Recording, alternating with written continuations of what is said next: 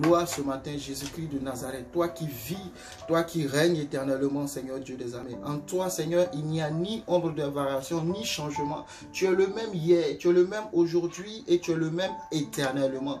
Tu demeures le Dieu tout-puissant, Seigneur. Nous pouvons changer, Seigneur. Nous pouvons être changeants, mais toi, tu demeures le même, Seigneur Jésus. Tu n'es pas dans le temps, car tu as créé le temps, Seigneur, et le temps t'appartient, éternel Dieu des armées. Nous voulons te célébrer, roi de gloire. Toi, le lion de la tribu de Juda, le prince de paix, l'admirable conseiller. La Bible dit que tu es l'étoile brillante du matin, éternel Dieu des armées. Et nous voulons proclamer haut et fort ton nom, Seigneur. Nous voulons célébrer ta grandeur ce matin encore, Jésus-Christ de Nazareth. Merci de ce que la parole s'est faite chère, Seigneur. Et ce matin, je crois que cette parole va se faire chère dans nos vies et va habiter dans nos cœurs dans le nom puissant de Jésus. Merci d'ouvrir notre intelligence, Seigneur. Merci d'ouvrir notre sagesse afin de pouvoir discerner ta volonté, éternel Dieu des armées, afin de pouvoir renouveler nos mentalités, Seigneur, que nous soyons transformés dans l'intelligence, Seigneur, que cette parole qui sort, qu'elle puisse trouver la foi dans la vie de quelqu'un, dans le nom puissant de Jésus. Merci de nous conduire, Seigneur. Je ne suis juste qu'un canal, Père. C'est toi qui parles, Seigneur. Alors parle à nos cœurs, Seigneur, et chacun de nous puisse recevoir cette nourriture que tu as prévue pour nous, dans le nom puissant de Jésus. Ta parole dit que l'homme ne vivra pas seulement de pain, mais aussi de toute parole qui sort de la bouche de Dieu. Alors que cette parole nourrisse notre homme intérieur, notre homme spirituel, et que de gloire en gloire, nous puissions, Seigneur, atteindre cette dimension à laquelle tu nous appelles, dans le nom puissant de Jésus-Christ de Nazareth. Que toute la gloire te soit rendue ce matin, au nom de Jésus. Amen. Gloire à Jésus. Gloire à Jésus. Ce matin, nous allons toujours continuer dans ce que j'ai commencé depuis un temps. Ta vision déterminera ta destination. Et aujourd'hui, nous allons voir l'histoire d'une femme qui a manifesté une foi très grande pour obtenir une récompense très très grande de la part de Dieu. C'était cette femme qui perdait le sang. Nous sommes dans Luc chapitre 8. Nous allons voir l'histoire de cette femme qui était malade depuis des années et qui parcourait les hôpitaux sans succès. Et à travers son histoire, nous allons voir quels sont les enseignements que nous pouvons tirer et appliquer cela à notre vie. Car la transformation vient lorsqu'on applique la parole de Dieu dans notre vie. Écouter la parole de Dieu ne suffit pas, mais la mettre en pratique, c'est ça qui déclenche et qui change les situations dans nos vies. Alors, la Bible dit en Luc chapitre 8, que je vais lire très rapidement, à partir du verset 40, cette histoire se trouve aussi dans Matthieu, dans les évangiles. Matthieu en parle, Marc en parle, mais j'ai préféré celui de Luc. Donc au verset 40, à son retour, on parle de Jésus. Jésus fut reçu par la foule, car tous l'attendaient. Je ne sais pas si ce matin tu attends Jésus, mais la foule là ce jour attendait le Seigneur. Et voici, il vint un homme nommé Jairus, qui était chef de la synagogue. Donc Jairus était un homme très important. Il se jeta à ses pieds et le supplia d'entrer dans sa maison. Pourquoi? Parce qu'il avait une fille unique d'environ 12 ans qui se mourait. Pendant que Jésus y allait, il était pressé par la foule. Donc Jésus a accepté l'invitation de Jairus à entrer dans sa maison pour guérir sa fille, car sa fille mourait. Or, note-le bien, verset 43. Or, il y avait une femme atteinte d'une perte de sang depuis 12 ans. Waouh! Et elle avait dépensé tout son argent, tout son bien pour les médecins, sans qu'aucun n'ait pu la guérir. Elle a dépensé toute sa fortune chez les médecins, sans qu'aucun ne puisse lui apporter la guérison. Elle s'approcha par derrière et toucha le bord du vêtement de Jésus. Au même instant, la perte de sang s'arrêta. Gloire à Dieu. Et Jésus dit, qui m'a touché? Quelle question. Comme tous s'en défendaient, Pierre et ceux qui étaient avec lui dirent, encore Pierre, Maître, la foule t'entoure et te presse. Et tu dis, qui m'a touché? En effet. Mais Jésus répondit, quelqu'un m'a touché, car j'ai connu qu'une force était sortie de moi. La femme, se voyant découverte, vint toute tremblante, se jeta à ses pieds et déclara devant tout le peuple pourquoi elle l'avait touché et comment elle avait été guérie à l'instant. Jésus lui dit au 48, « Ma fille, ta foi t'a sauvée. Va en paix. » Gloire à Jésus. Gloire à Jésus. Quelle belle histoire. Le sous-thème que je peux donner à cet enseignement, c'est « Si Jésus ne me touche pas, moi je le toucherai. » Si le Seigneur Jésus ne me touche pas, moi je le toucherai.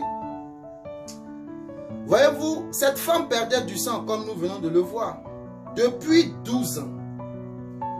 Pendant 12 ans, tu perds du sang. Je ne sais pas combien de litres il y a dans son corps, mais depuis 12 ans, elle perd du sang. Dans le corps humain, je pense qu'il y a environ 6 litres de sang. Mais pendant 12 ans, elle perd du sang. Et elle décide de parcourir les hôpitaux, ce qui est tout à fait normal. Parce que quand on est malade, on se tourne vers les docteurs et les médecins. Mais la Bible nous enseigne que cette femme, pendant ces 12 ans, a dépensé toute sa fortune, tout son argent, tous ses biens, financièrement ruinés. Et elle a vendu même peut-être ses maisons, ses plantations, pour pouvoir se soigner. Parce que la vie est ce qu'il y a de plus précieux, de plus cher. Tout ce que nous avons de plus précieux sur cette terre, c'est la vie. Une fois que cette vie t'est ôtée, c'est fini, on ne parlera plus de toi qu'au passé. Sinon. Donc cette femme voulait conserver la vie. Donc elle va dépenser tout son argent. Elle va parcourir les médecins, les hôpitaux. Peut-être même comment on le dit, les féticheurs, les marabouts, à la recherche d'une solution. Peut-être qu'elle allait voir les voyants du village, les sorciers quelque part. Je n'en sais. Mais pendant 12 ans, elle était dans une situation désespérée. Et voici qu'un jour, il y a toujours un jour. Ce jour où tu décides de mettre ta foi en action. Ce jour où tu décides d'appliquer la parole de Dieu dans ta vie. Ce jour où tu te dis, aujourd'hui, il faut que la situation change. Trop, c'est trop. C'est jour où Enoch, la Bible dit que Enoch, un jour s'est arrêté, il a dit, il faut que je marche avec Dieu. Enoch va décider de marcher avec Dieu. La Bible dit que Enoch marcha avec Dieu. Et Dieu va l'enlever parce qu'il plaisait à Dieu. Il y a toujours un jour où il faut décider que ta situation doit changer. Et cette décision ne viendra que par toi. La Bible dit que à tes résolutions répondra le succès. Donc cette femme-là, ce jour-là, a décidé. Pourquoi elle décide? Parce qu'elle va entendre parler de Jésus. Je ne sais pas qui lui a pressé Jésus, mais elle entend parler de Jésus qui passait par là. Elle se dit, tiens, je vais faire quelque chose de nouveau. Je vais faire quelque chose que je n'ai jamais fait. Depuis que je parcours les hôpitaux, je n'ai pas encore eu ma guérison. Mais je crois, sinon selon l'enseignement qu'on m'a donné, que Jésus guérit. Certainement qu'elle a entendu parler de Jésus qui a ressuscité des morts, de Jésus qui a guéri Bartimée, de Jésus qui a fait lever ce paralytique à la piscine de Bethesda. Peut-être qu'il y a des témoignages qui sont parvenus à ses oreilles. Elle s'est dit, il faut que moi aussi j'y aille et que j'aurai ma guérison. La Bible déclare que vous tous qui êtes fatigués, chargés, venez à moi et je vous donnerai du repos. Dans Matthieu chapitre 11. Cette femme était fatiguée et chargée. Elle en avait marre de sa situation. Mais d'où viendra le secours? Le secours me vient de l'Éternel qui a fait les cieux et la terre. Mais il a fallu que quelqu'un lui annonce, certainement c'est Jésus. Alors frères et sœurs, je vous encourage à annoncer la parole de Dieu autour de nous. Car cela peut provoquer la foi de quelqu'un et que cette dernière puisse entrer dans son miracle. Si nous nous taisons, nous faisons des victimes. Alors il faut que par moment que tu ouvres la bouche et que tu proclames, c'est Jésus qui sauve. C'est Jésus qui restaure et c'est Jésus qui guérit. Je ne sais pas qui a prêché à cette femme. Mais elle décide. La Bible dit, ayant résolu en elle-même. À tes résolutions répondra le succès. Ayant résolu en elle-même, dans d'autres versions. C'est-à-dire, elle décide dans son homme intérieur. Elle a cherché les solutions en dehors d'elle. C'est-à-dire dans les hôpitaux et les médecins. Elle n'a pas trouvé la guérison. elle va décider maintenant de chercher la solution en elle-même. Donc elle décide en elle-même. Elle se dit, si je touche le bord de son vêtement, je serai guéri. Mais ce jour-là, cette femme n'était pas programmée à recevoir son miracle. Pourquoi? Parce que Jésus avait déjà été invité. Il est invité à aller chez Jairus. Jésus a validé l'invitation de Jairus. Jésus se décidait d'aller dans la maison de Jairus. Pour le sauver aussi une fille qui mourait. La fille avait 12 ans. Cette femme perdait le sang depuis 12 ans. Donc dans le calcul de Jésus, dans le plan de Jésus, il n'y a pas de guérison pour cette femme. Jésus dit, on l'a vu, je crois il y a 1 ou 2 dimanches, je fais ce que le Père m'a montré. Tout ce que Jésus fait, c'est ce que le Père lui montre. Mais voici que quelque chose va changer le programme de Jésus ce jour-là. Par la foi d'une seule personne. Celle-là qui n'était pas programmée à recevoir son miracle va décider d'entrer elle-même et saisir sa part. Nous sommes co-héritiers. Nous sommes de la promesse d'Abraham. Je t'invite à saisir tes promesses. Tu sais, quand tu deviens chrétien, il faut que tu te lèves dans la foi. La vie chrétienne ne peut être vécue sans la foi. La Bible déclare en Hébreux chapitre 11, « Or, sans la foi, il est impossible de lui être agréable, car celui qui s'approche de Dieu doit croire qu'il existe et qu'il renumère, il récompense. Aucune foi ne reste sans récompense dans la parole de Dieu. Impossible, sinon tu manques de foi. » Donc ce jour-là, elle décide de rentrer dans le plan de Dieu. Mais on va voir quelques points. Parce que vous savez, sur le chemin de la foi, il y a toujours des obstacles. Numéro 1, après avoir dépensé tout son argent, elle était ruinée. Elle n'était pas soulagée. Peut-être que c'était par moment des petits comprimés pour essayer de calmer. Mais le mal était toujours là. Elle perdait constamment du sang. Mais vous savez, dans Lévitique chapitre 15, versets 19 à 33, la Bible parle des gens qui perdent du sang. Quand tu perds du sang, tu n'es pas digne d'être dans la présence du peuple de Dieu. Tu es mis à l'écart. Je vais te lire juste quelques versets. Je ne vais pas te lire tout, afin que tu vois de quoi il s'agit. Donc, Lévitique chapitre 15, le verset 19, la Bible dit, « La femme qui aura un flux de sang en sa chair, restera 7 jours dans son impureté. Quiconque la touchera sera impur jusqu'au soir. Tout lit sur lequel elle couchera pendant son impureté sera impur. Et tout objet sur lequel elle s'assiera sera impur. Quiconque touchera son lit lavera ses vêtements, se lavera dans l'eau et sera impur jusqu'au soir. » Je vais sauter pour aller au 24. Si un homme couche avec elle et que l'impureté de cette femme vienne sur lui, il sera impur pendant 7 jours. Et tout lit sur lequel il couchera sera impur. En d'autres termes, ça parle de ça. Je ne vais pas tout te le lire. Mais tout ce que cette femme touche devient impur. Si toi aussi tu parles à toucher, tu deviens impur. Elle est virusienne griffe.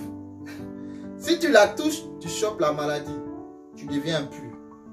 Si elle vient te toucher, tu deviens impur. Et la loi dit qu'il faut mettre cette femme-là en dehors du camp. Elle doit être isolée quelque part. Elle ne doit pas faire partie du peuple de Dieu, si je peux le dire ainsi. C'est comme nous aujourd'hui, le corps de Christ, on décide que si tu es impudique, tu n'as pas de droit. Et d'ailleurs, la parole de Dieu dit dans Apocalypse que dehors les impudiques, ils n'hériteront pas du royaume des cieux. Dehors les menteurs, les voleurs. Donc cette femme-là, elle est déjà disqualifiée d'office. Elle ne peut pas avoir de miracle. Parce que la loi la mettait dehors. Alors que la Bible nous dit que nous qui sommes enfants de Dieu, ce n'est plus par la loi, mais c'est par la foi en Jésus-Christ que nous sommes justifiés. Vis-à-vis de la loi, elle est disqualifiée. C'est comme toi et moi. Vis-à-vis de la loi, nous sommes disqualifiés. Mais par la foi en Jésus, nous sommes fils de la promesse, selon Galates 3. Donc, les obstacles de cette femme numéro 1, il y a la loi. Bon, de vous à moi, on te dit que si tu vas dans la foule, tu rends les gens impurs et tu risques la lapidation. Est-ce que tu vas t'aventurer à aller vers la foule? Non. Tu vas certainement te dire, bon, si je pars dans la foule, les gars vont me tuer. Ils vont me repérer. Parce que certainement qu'on la connaît. Pendant 12 ans, quand tu traînes mal, à force de faire les hôpitaux, Tout le monde la reconnaît. On dit, oh, voici la femme dans le village. Oh, celle-là, elle perd du sang. Ne vous approchez pas d'elle. Imaginez la frustration de sa vie. Les fêtes, elle ne pouvait même pas participer parce qu'elle perd du sang constamment. Elle est mise à l'écart et dehors.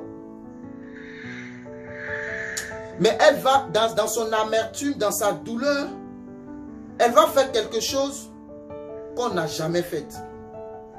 Parce que cette femme, par son acte, va déclencher une ouverture pour les autres. Nous verrons ça plus loin. Elle va décider de faire ce qu'elle n'a jamais fait. Vous savez que Jésus-Christ sur la terre a vécu sa vie sous la loi. La grâce a commencé dès la résurrection de Jésus. Quand Jésus était sur la terre en tant qu'homme, c'est sous la loi. C'est pourquoi il peut dire que je ne suis pas venu pour abolir la loi, mais je suis venu pour l'accomplir. Jésus était sous la loi. Donc sous la loi, cette femme n'avait pas part. Mais elle va décider d'interrompre l'action de Jésus qui partait vers la fille de Jairus pour la guérison. Si Jésus ne me touche pas, moi je le toucherai. Est-ce que Jésus passe par là? Oui. Alors, moi je le toucherai. Donc cette femme décide d'aller toucher Jésus. Numéro 1, la loi. Obstacle. Numéro 2, il y a toujours des obstacles quand on est enfant de Dieu. Il ne faut pas croire que tout va être beau et rose pour toi. Hein? Oh, je suis enfant de Dieu. Alléluia, amen, gloire à Jésus. Tout va bien. Oui, tout va bien. Mais pour que tu prononces que tout va bien, il y a forcément des obstacles sur ton chemin. La loi, la foule. La Bible dit que la foule attendait Jésus. Le jour où Jésus va nourrir 5000 personnes avec du pain et du poisson, imaginez cette même foule qui oppressait Jésus, qui entourait Jésus. Donc, quand Jésus bougeait, il y avait toujours la foule. Pourquoi? Parce que la foule voulait recevoir le pain et le poisson. Donc, ils étaient là parce qu'ils voulaient une guérison. Ils voulaient quelque chose de la part de Jésus. Mais il y a la foule. La femme est au loin. Elle regarde la foule. Elle dit, ah, c'est compliqué. Je vais faire comment? La loi m'interdit de m'approcher d'eux. La foule aussi qui est autour. Mais comment je vais faire pour le toucher? Il faut que je renonce. Je vais aller me coucher toujours attendant ma mort. Mais dans tous les cas, je meurs. Si je reste couché, la mort me trouvera. Si je vais vers Jésus, que malheureusement ça se passe mal, la mort me trouvera. Mais j'ai une chance. Si j'arrive à le toucher, je peux être guéri. Et je serai guéri. Elle brave la loi. Elle dépasse la foule. Et elle part toucher le bord du vêtement de Jésus. Qui a appris à cette femme qu'il faut aller toucher le bord de son vêtement? Quel enseignement a-t-elle reçu? Mais nous voyons dans Nombre chapitre 15, verset 37 à 41. Nombre chapitre 15. La Bible parle des robes que devaient porter les sacrificateurs. Les habits de sacrificature. La Bible dit qu'au bord des vêtements, il faut mettre quoi? Un cordon bleu, une frange. Je te le lis rapidement. Parce qu'il faut toujours soutenir les propos par la parole de Dieu. Nombre chapitre 15. Quand on est enfant de Dieu, Jésus, je t'aime. Il faut pouvoir entrer dans ses grâces. Il faut pouvoir rentrer dans ses bénédictions. Et cela, c'est toujours par la foi. Si tu n'as pas la foi, ça ne te sert à rien de suivre Jésus. Parce que Jésus consomme la foi. Nombre chapitre 15, verset 37. L'Éternel dit à Moïse, parle aux enfants d'Israël et dis-leur qu'ils se fassent de génération en génération une frange au bord de leurs vêtements et qu'ils mettent un cordon bleu sur cette frange du bord de leurs vêtements. Quand vous aurez cette frange, vous la regarderez et vous vous souviendrez de tous les commandements de l'Éternel pour les mettre en pratique et vous ne suivrez pas les désirs de vos cœurs et de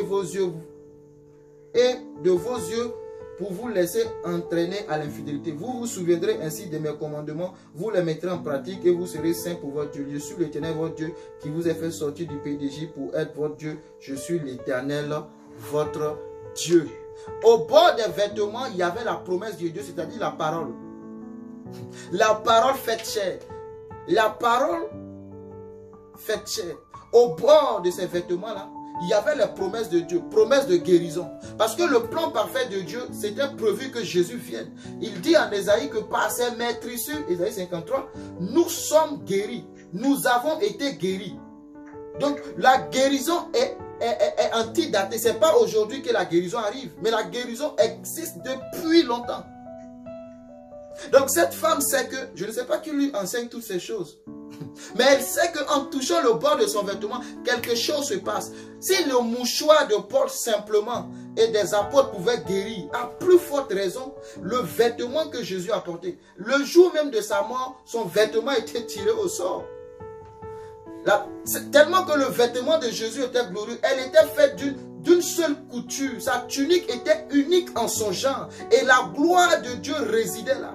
Vous savez, c'est comme le placenta d'un nouveau-né. Quand le bébé est dans le ventre de sa mère, il est dans un placenta. Et toute la vie de l'enfant se trouve dans ce truc-là. C'est pour cela, faites très attention. Parce que des gens l'utilisent pour faire autre chose, de manière mystique. Et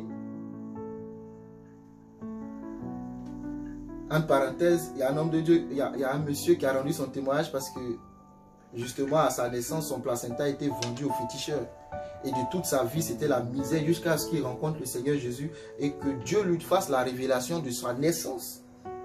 Et qu'il va maintenant faire ce que Dieu lui recommande et être délivré. Donc faites très attention. Donc le vêtement de Jésus, c'était pas un simple vêtement. Il y avait la gloire et la présence de Dieu dedans.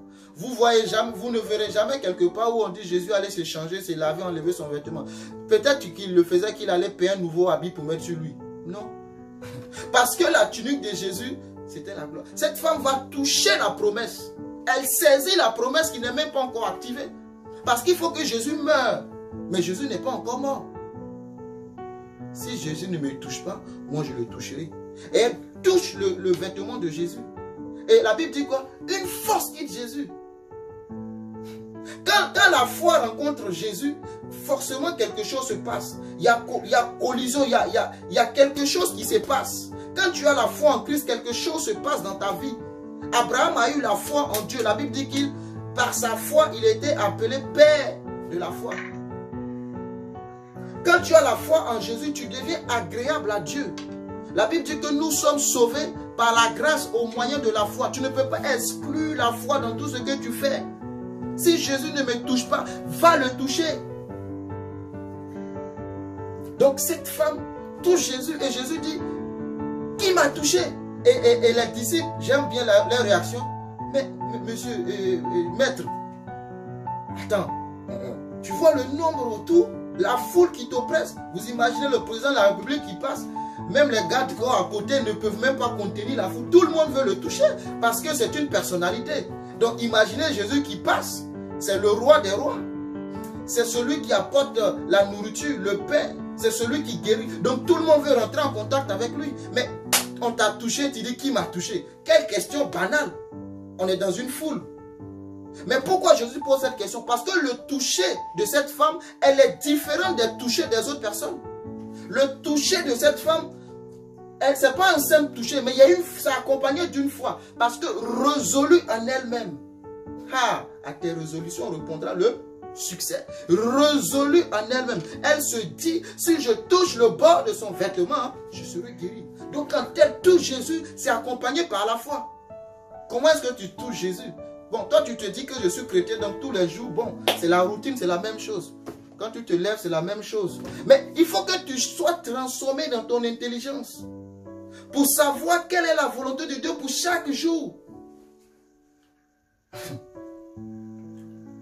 Si tu veux toucher Jésus comme tout le monde le touche, tu n'auras jamais ta guérison, ni ton miracle. Mais il faut que tu arrives à toucher Jésus d'une autre manière. Et cette autre manière, c'est par la foi.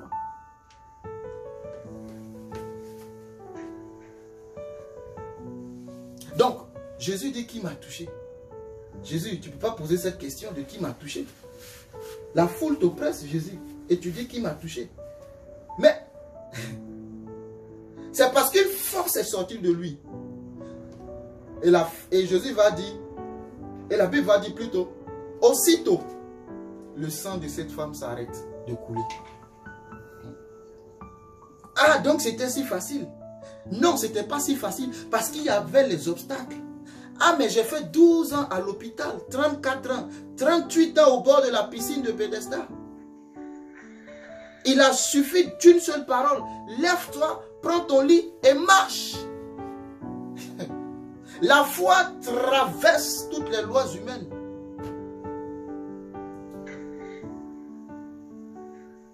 La Bible dit aussitôt, tout à coup, le sang s'arrête de couler. Pendant 12 ans, le sang coulait. Mais ce jour-là, ayant touché le bord de son vêtement, le sang s'arrête de couler. Et ce n'est pas fini. Jésus va prononcer une parole. Il dit, Jésus lui dit au verset 34, « Ma fille, ta foi t'a sauvée. Va en paix et sois guérie de ton mal. » Qu'est-ce qui a sauvé la femme? C'est la foi de cette femme qui sauve sa vie du mal. Si elle n'avait pas eu la foi de s'approcher de Jésus, de braver, de dépasser la loi, la foule, aller toucher son vêtement, elle ne serait pas guérie. Maintenant, Jésus va dire automatiquement ce qui va m'intéresser ici, ma fille. Pourquoi Jésus dit ma fille? Jésus était avec quel âge? Jésus était dans la trentaine. Quand il faisait le ministère, il a fait 3 ans et demi de ministère. Donc Jésus dit ma fille. C'est cette femme, humainement parlant, peut-être qu'elle était plus âgée que Jésus. Parce que voici déjà 12 ans qu'elle perd son sang. Et la fille de Jairus a 12 ans. Donc, quand tu vois la fille de Jairus, une fille de 12 ans, vous êtes d'accord avec moi qu'on peut l'envoyer faire des courses. Une fille de 12 ans peut commencer à lui confier certaines choses. Donc quand vous voyez la fille de Jairus, 12 ans, c'est la taille du mal de la femme. Vous voyez la fille de Jairus, 12 ans, c'est-à-dire que le mal, depuis 12 ans qu'elle le traîne là, voici la forme du mal dans sa vie. Mais ma fille, pourquoi ma fille? Galates chapitre 3, versets 5 à 8, on va voir pourquoi Jésus dit ma fille. Pourquoi il ne dit pas femme, mais il dit ma fille. Il y a certaines fois, il dit femme. Cette nourriture n'est pas pour toi. Mais il dit ma fille. Pourquoi? Galates chapitre 3, versets 5 à 8. Seigneur, merci pour ta parole. Que ta parole puisse trouver, Seigneur, la foi dans la vie de quelqu'un. Galates chapitre 3, versets 5 à 8. Il dit, celui qui vous accorde l'esprit et qui opère des miracles parmi vous, le fait-il donc par les œuvres de la loi ou par la prédication de la foi? C'est une question. Comme Abraham crut à Dieu et que cela lui fut imputé à justice, reconnaissez donc que ce sont ceux qui ont la foi qui sont fils d'Abraham. Aussi l'écriture, c'est-à-dire la parole, prévoyant que Dieu justifierait les païens par la foi, a d'avance annoncé cette bonne nouvelle à Abraham. Je vous ai dit que ce n'est pas ici que ça a commencé. C'est depuis Abraham. Toutes les nations seront bénies en toi, de sorte que ceux qui croient sont bénis avec Abraham le croyant. Car tous ceux qui s'attachent aux œuvres de la loi sont sous la malédiction. Je m'arrête là. Jésus dit ma fille, pourquoi? Parce que la foi qu'elle a eue l'amène automatiquement dans la promesse d'Abraham. Et dans la promesse d'Abraham, comme nous le venons de le lire, ce n'est plus la loi, mais c'est la foi. Parce que la foi a justifié Abraham. Donc quand tu as la foi, tu deviens co-héritier de Christ. C'est-à-dire que tu deviens descendant d'Abraham. Donc, quand tu as la foi, c'est pourquoi on peut t'appeler chrétien. On ne t'appelle pas chrétien parce que tu as décidé de t'appeler chrétien. On t'appelle chrétien parce que tu as la foi en Jésus-Christ de Nazareth. Tu le reconnais comme Seigneur et Sauveur de ta vie. C'est pour cela qu'on peut t'appeler Petit Christ. Ce n'est pas en mettant un manteau qu'on t'appela chrétien. D'ailleurs, dans la synagogue, les pharisiens, souvent il y avait des mésententes entre eux avec Jésus. Parce qu'eux se disaient descendants d'Abraham. Et que Jésus dit, vous n'êtes pas fils d'Abraham. Si vous étiez fils d'Abraham, vous auriez fait ce qu'Abraham a fait. Vous êtes une race de vipères plutôt. Pourquoi? Parce que vous ne mettez pas en pratique ce que Abraham vous enseignait. Mais pourtant, ils étaient dans l'église, ils étaient dans la synagogue, c'était eux les pharisiens, les grands maîtres de l'époque. Donc, ce n'est pas juste en venant dans une église que tu es chrétien. Donc, tu es chrétien parce que tu te reconnais en Abraham par la foi en Jésus-Christ de Nazareth. Donc, Jésus va dire à cette femme, ma fille, ta foi t'a sauvée. Et au verset 26 de Galates, il dit, car vous êtes tous fils de Dieu par la foi en Jésus-Christ. C'est pas moi qui le dis, c'est la Bible. Verset 26, car vous êtes tous fils de Dieu par la foi en Jésus-Christ. Donc quand Jésus voit la foi, automatiquement il est obligé de dire, mon fils, ma fille. Est-ce que Jésus trouvera-t-il la foi en toi? Il le dit. Quand il partait, est-ce que je retrouverai un seul avec la foi quand je vais revenir? Hey. Permettez-moi, mais la vie chrétienne, c'est la foi. Je le dis. Tu ne peux pas exclure la foi dans la vie. Le juste vivra par la foi. Nous, on est chrétiens et on veut vivre notre vie comme le commun des mortels. On veut appliquer toutes les solutions comme le monde le fait. Mais je suis désolé, frères et sœurs. Nous sommes enfants de Dieu. Et notre base commune, c'est la foi en Jésus-Christ. Et que tout ce que nous faisons doit être basé par la foi. Le juste vivra par la foi. Qu'est-ce que ça veut dire? Nous voulons faire comme tout le monde. Alors que nous sommes dans un royaume. Dans ce royaume, c'est la foi qui domine. Nous n'avons pas la foi. Nous sommes des chrétiens, mais nous sommes morts en nous-mêmes. Nous prions, mais nous ne voyons aucun résultat. Pourquoi? Parce qu'il nous manque la foi pour accompagner nos actions. Si tu prends aujourd'hui ton téléphone ou ton ordinateur portable que tu veux faire une commande sur Internet, tu peux bien passer cette commande. Mais à la dernière étape, on te dira, monsieur, mettez votre carte bancaire. Donc, pour que ta commande soit validée, il faut que tu mettes une carte bancaire. Si tu ne mets pas ta carte bancaire, il n'y aura rien. Tu peux mettre ta carte bancaire, il n'y a pas de provision, il n'y a rien dans ton compte et c'est marqué refusé. Mais c'est pareil la foi. Tant que tu n'actives pas ta foi, tu ne recevras rien. Parce que le juste vivra par la foi. La grâce dont tu parles, parce que on est sous la grâce, on parle que de la grâce. Mais la grâce dont tu parles, elle est accompagnée. C'est-à-dire le pont, comment dire ça? Le véhicule qui transporte cette grâce-là, c'est la foi. Si tu n'as pas la foi, la grâce ne peut pas s'activer dans ta vie. Non. La grâce vient et quand elle arrive dans ta vie, il faut que tu aies la foi pour que la grâce se manifeste. La grâce est une faveur imméritée. Je suis d'accord.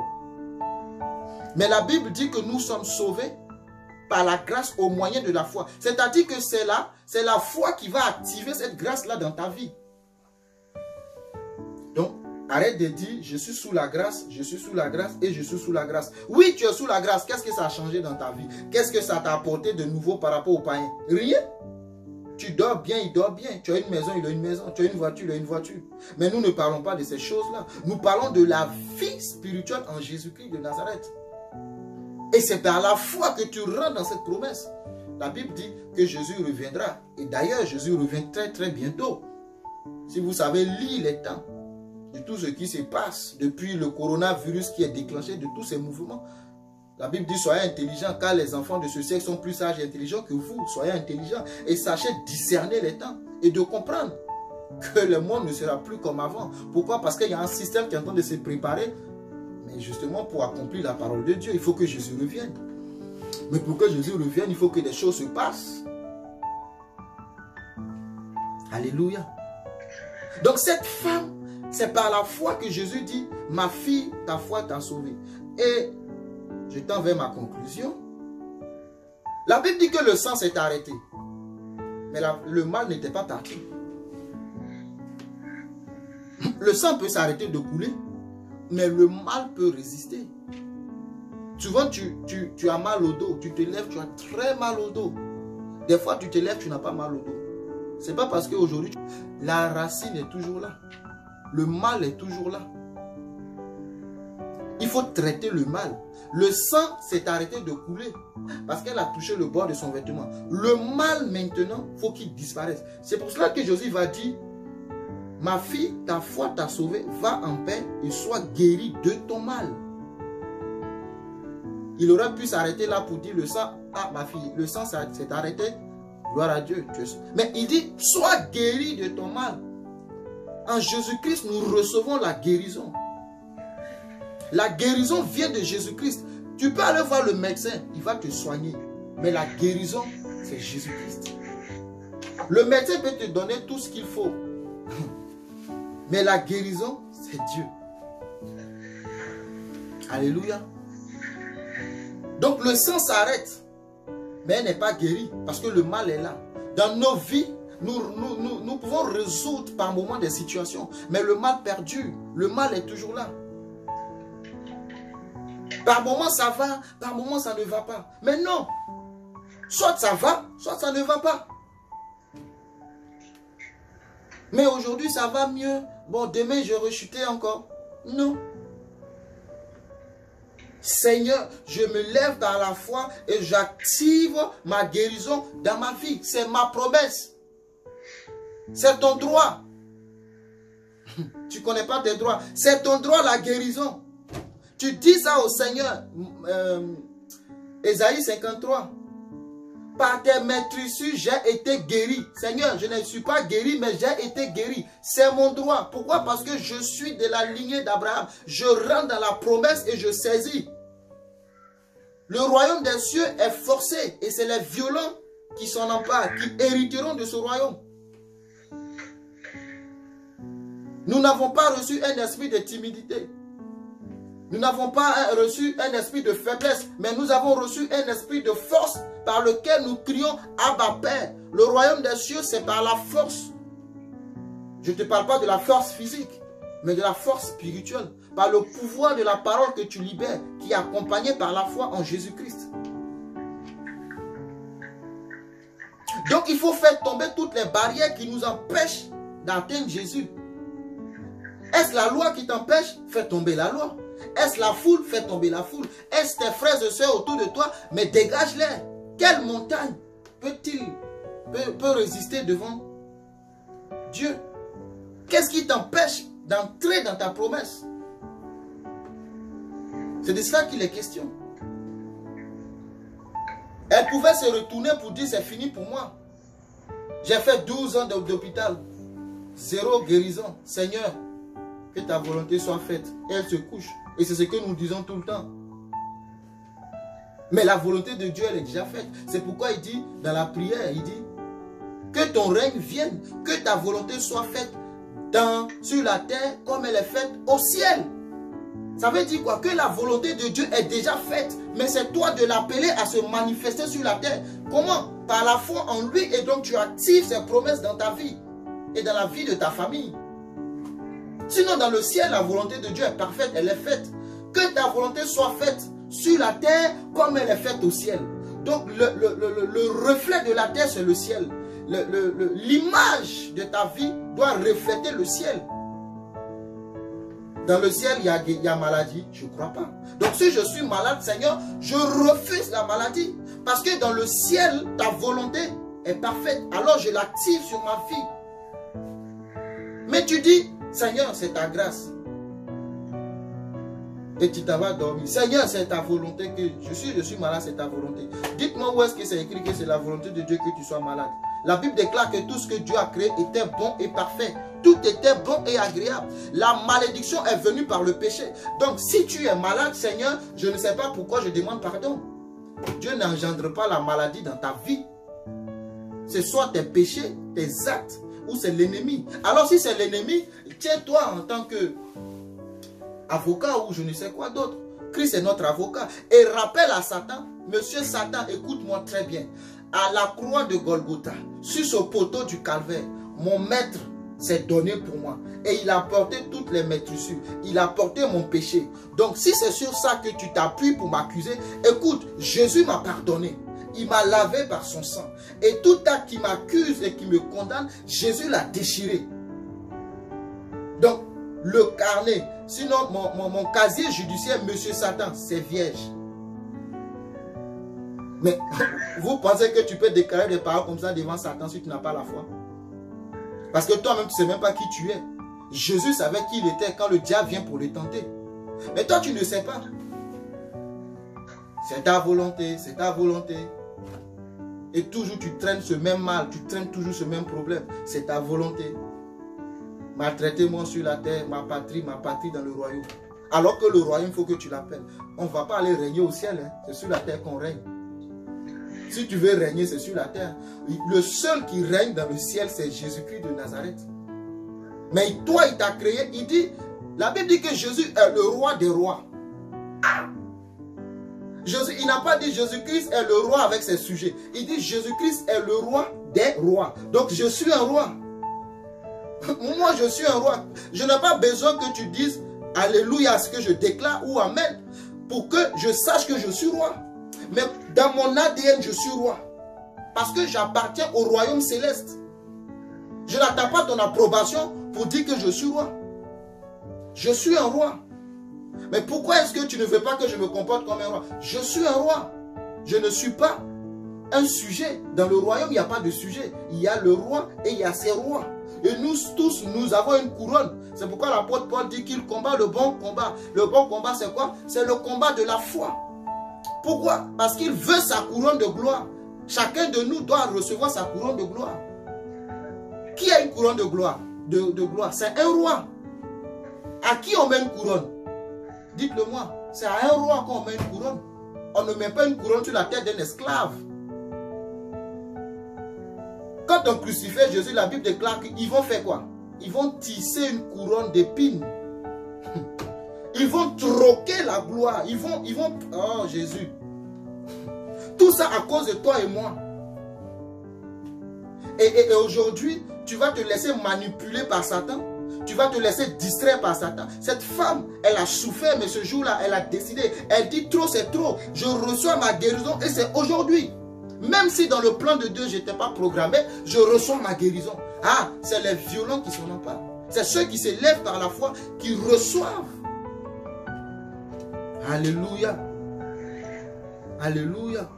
Maintenant, pour terminer, toutes les barrières, je ne sais pas quelle est la barrière de ta vie. Mais arrête d'être un chrétien ordinaire. Moi, en tout cas, je refuse d'être ce chrétien ordinaire. Non, ce n'est pas possible. Tu ne peux pas avoir l'Esprit de Dieu qui vit en toi. Et c'est toujours toi qui dois être assisté. Par moments, on va t'assister. Mais il y a des moments, il faut que tu puisses être une source de bénédiction.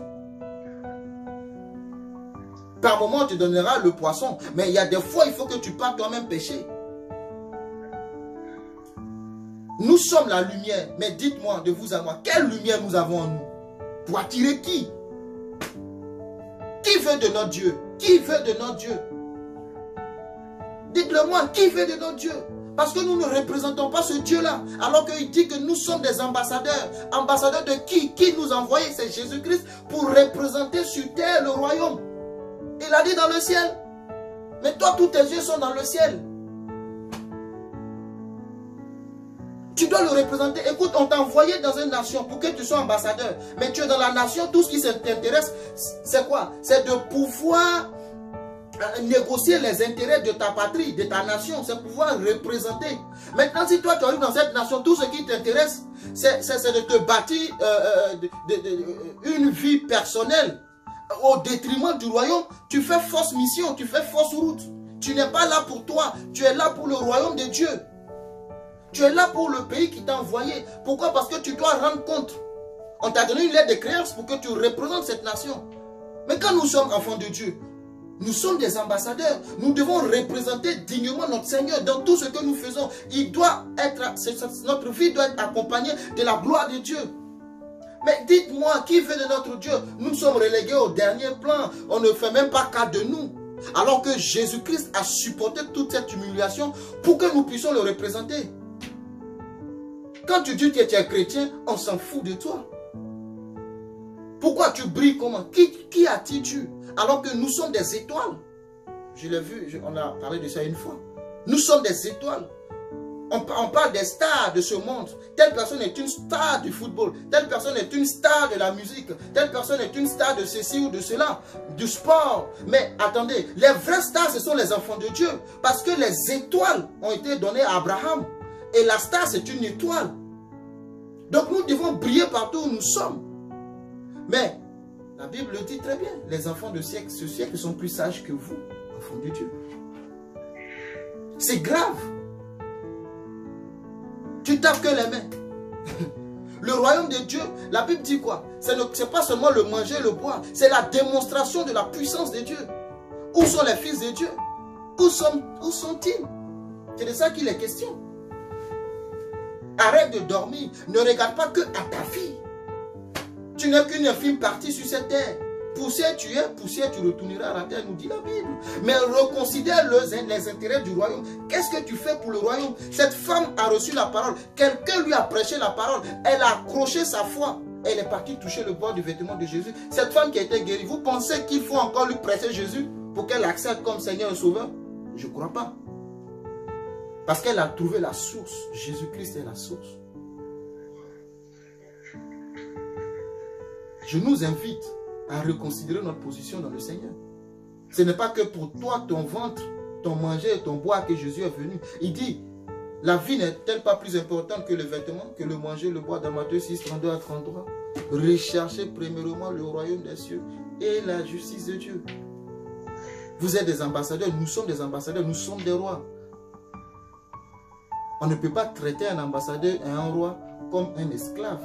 Et la Bible dit que aussi longtemps que l'héritier, il demeure ignorant, il ne diffère en rien de l'esclave. Aussi longtemps que l'héritier. C'est-à-dire que nous sommes héritiers, mais nous sommes ignorants de notre position dans le Seigneur. Nous ne différons rien de l'esclave. Nous sommes des esclaves. Les esclaves sont sur les chevaux et les princes sont à terre. Moi, je refuse ça. Reprends ta place. Dis à Satan, c'est ma place. Tu es un voleur. Jésus-Christ a remis l'ordre du jardin d'Éden. Tout s'écrit gloire dans son palais. Nous voulons régner, nous régnerons avec Jésus. Et je conclus. Matthieu chapitre 14, verset 26, pardon, verset 36. Ils le prièrent de leur permettre seulement de toucher le bord de son vêtement. Et tous ceux qui le touchaient furent guéris. L'action de la femme a ouvert une porte pour les autres. Et ils ont vu qu'en touchant le bord du vêtement de Jésus, il y a une guérison. Qu'est-ce qu'ils vont faire? Les gars, allons demander pardon à Jésus. On va juste toucher le bord de son vêtement. Si on touche son vêtement, nous serons sauvés. Et tous ceux qui le faisaient retrouvaient la guérison. Mais il y a quelqu'un qui a payé pour ça. Par sa foi. C'est comme Jésus-Christ qui a payé pour nous tous. On me dit qu'on a payé pour moi. Et tu veux que je sois toujours en prison?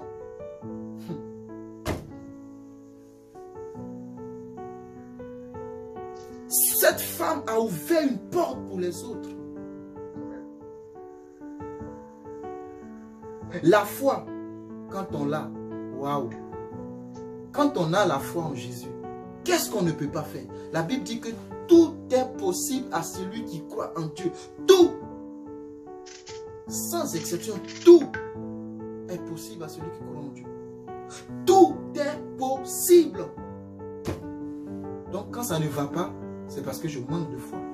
La volonté de Dieu est faite. Et tout est possible à celui qui croit en Dieu. Et dans Marc, il dit, rien n'est impossible à Dieu.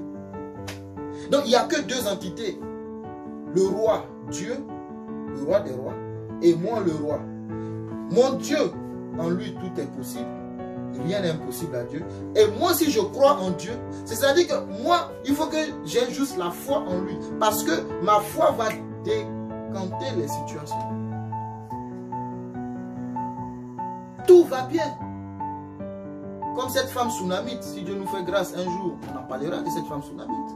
Tout va bien. Ayant perdu son fils, elle dit tout va bien. Hey madame, ça va? Tout va bien. Et le fils, il va bien. Il est mort. Mais elle dit tout va bien. Elle va trouver le serviteur de Dieu, Élisée. Et l'enfant revient à la vie. Si elle manquait de foi, elle allait dire à son mari, achetons un cercueil et enterrons l'enfant. Ne sois pas précipité d'enterrer tout ce qui est mort dans ta vie. Parce que la résurrection est possible. La puissance de la résurrection de Christ peut ranimer tout ce qui est mort en toi. Ne sois pas précipité de mettre la clé sous la porte. Mais elle a foi en Jésus. Elle a osé, elle a ouvert la porte aux autres. Osons et montrons le chemin qui mène vers la vie à ceux qui nous environnent. Que Dieu te bénisse. Que le Seigneur Jésus te bénisse abondamment. Que le Seigneur Jésus te visite et qu'il te fasse comprendre qu'à tes résolutions répondra le succès. Que le Seigneur Jésus continue d'ouvrir le ciel sur ta vie.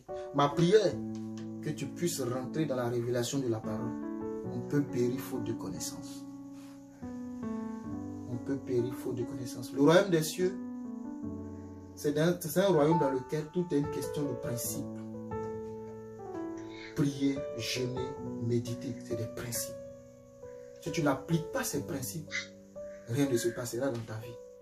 Et la fondation qui est Jésus-Christ, tout se fait par la foi. Si Jésus ne me touche pas, moi je le toucherai. Que Dieu te bénisse au nom de Christ. Amen.